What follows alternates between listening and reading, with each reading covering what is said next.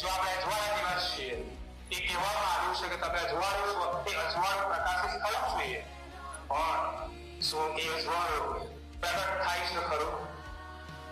દેખાતું તો નહીં. અજવાળું એટલે શું એ ખબર છે? પ્રકાશ આપવો એ આપણું કામ છે.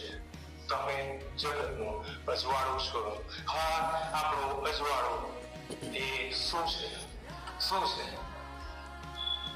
કોઈકની નિંદા કરવી, ટીકા કરવી, અપશબ્દો કહેવા, આપણી તાકાત બતાવી, શું એ અજવાળું છે?